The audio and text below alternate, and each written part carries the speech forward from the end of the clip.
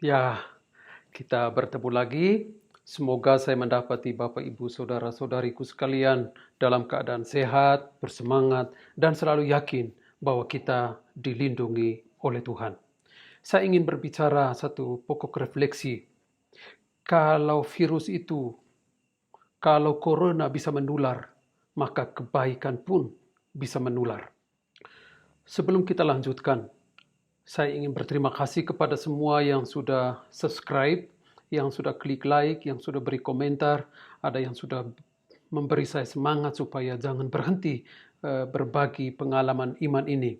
Dan saya semoga dengan kekuatan Tuhan bisa terus bersemangat berbagi pengalaman iman satu refleksi untuk saling menguatkan dan kita saling mendoakan. Saya Pater Chris dan channel ini digunakan untuk pewartaan dan juga sebagai sarana agar kita saling mendoakan. Sehingga yang belum subscribe, silakan subscribe, mari bergabung di sini supaya kita saling mendoakan. Dalam sejarah peradaban dunia, virus atau penyakit menular ini bukan hal yang baru. Kita sudah banyak dengar dan kita sudah banyak tahu. Ada berbagai macam virus. Ada flu burung, ada flu babi, ada virus Ebola, dan macam-macam. Tetapi justru virus corona ini yang menghebohkan dunia dan membuat semua orang di dunia ini bertukuk lutut. Semua orang harus berpasrah, harus mengikuti protokol kesehatan yang dianjurkan. Karena apa?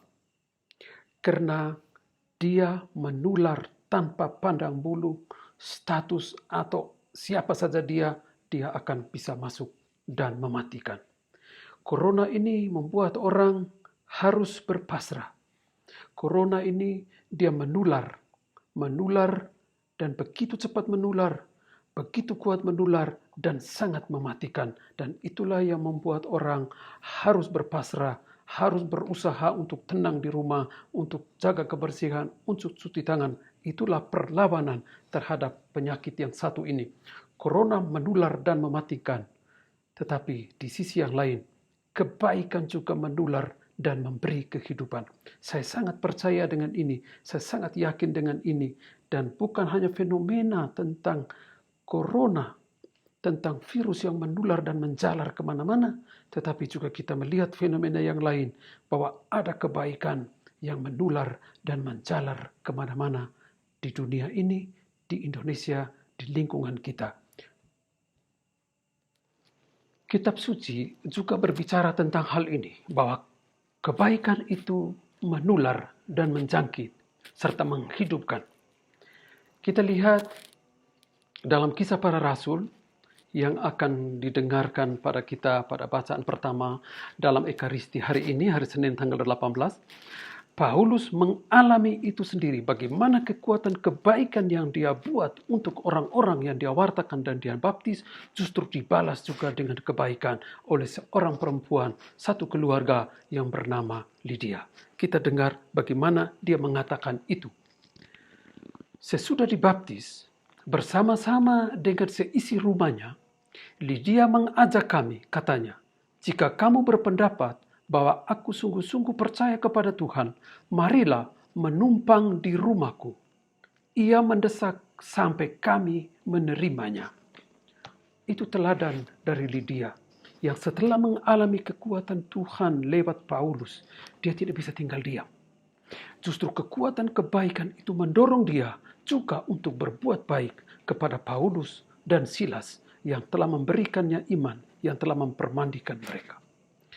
Sehingga kebaikan Paulus dan Silas ini menggerakkan dan membuat Lydia dan seisi rumah tangganya ikhlas memberikan tempat tinggalnya untuk Paulus dan Silas. Ia memberikan penginapan, ia berbuat baik kepada mereka. Andaikan saja Paulus tidak berbuat baik, tidak berkhotbah, tidak menguatkan Lydia dan seisi rumahnya, maka mustahil Lydia bisa berbuat baik kepada mereka. Tetapi karena Lydia sudah mengalami kebaikan, maka dia juga berusaha untuk berbuat baik bagi Paulus dan Silas.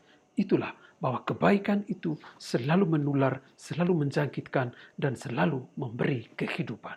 Saudara-saudariku yang terkasih, tidak hanya diceritakan dalam kitab suci, juga diceritakan dalam kehidupan kita setiap hari. Dalam situasi di mana orang diserang dengan virus corona, orang kehilangan banyak harapan, dalam ketakutan, dalam keputusasaan, kehilangan pekerjaan, kehilangan pendapatan. Tetapi ada banyak kebaikan yang mengalir lewat situ. Kita lihat banyak kelompok-kelompok organisasi, banyak keluarga-keluarga yang mengulurkan tangan untuk membantu orang lain. Ada banyak kegiatan sosial mengumpulkan untuk membantu sesama.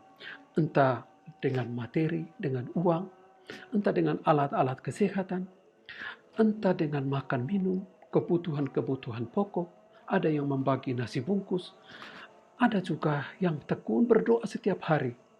Ada juga yang dengan kata-kata, yang dengan semangat, memberi semangat, memberi dorongan, memberikan semangat dan kekuatan kepada sesama dengan berbagai macam cara. Dalam situasi corona ini ada banyak sekali aliran kebaikan yang kita alami, yang kita rasakan.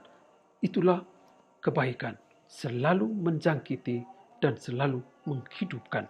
Bukan hanya corona saja, tapi kebaikan juga. Maka jangan takut untuk berbuat baik. Dalam Injil Yohanes, bab 15, ayat 26 sampai dengan bab 16 ayat 4, Yesus menjanjikan penolong. Yesus menjanjikan Roh Kudus. Roh Kudus yang bertugas untuk menyempurnakan, untuk membantu, untuk menolong manusia. Supaya apa? Supaya juga kita bisa saling menolong. Sehingga di dalam saling menjangkitkan kebaikan ini ada kekuatan Allah. Sehingga ketika kita berbuat baik dengan orang lain dalam cara dan bentuk apa saja, maka di situ Allah Roh Kudus ada dalam dirimu. Allah Roh Kudus memberikan kekuatan, memberikan pengharapan, agar pengharapan itu terjangkit kepada orang lain. Agar kekuatan ilahi yang diberikan oleh Tuhan dalam diri kita itu juga mengalir, menjangkiti, menulari kehidupan orang lain. Itulah kekuatan Roh Kudus, penolong kita satu-satunya, supaya apa yang kita buat yang belum sempurna disempurnakan sendiri oleh kekuatan Roh Kudus. Menolong dan berbagi itu indah dan menghidupkan. Saudara-saudaraku, virus itu menular dan mematikan. Tetapi mari kita tularkan juga kebaikan dengan saling menolong, menularkan kehidupan, semangat, percaya, pengharapan bahwa bersama kita selalu bisa. Kita bersama-sama. Kebaikan selalu menang atas kejahatan. Kebaikan selalu menang atas kejahatan. Maka mari kita menularkan kebaikan kepada sesama semampu kita dan sebisa kita. Karena bagaimanapun Roh Kudus penolong kita satu-satunya akan membantu kita ketika kita berani membantu kepada orang lain. Sehingga ketika kita membantu orang lain, kita menularkan kebaikan, maka sebenarnya kita sedang menularkan rahmat, kekuatan Allah Roh Kudus kepada sesama kita. Indah sekali. Maka semoga Tuhan memberkati saudara, menguatkan hati saudara untuk berani berbagi, berani menolong, menularkan kebaikan. Semoga Tuhan memberkati. Amin.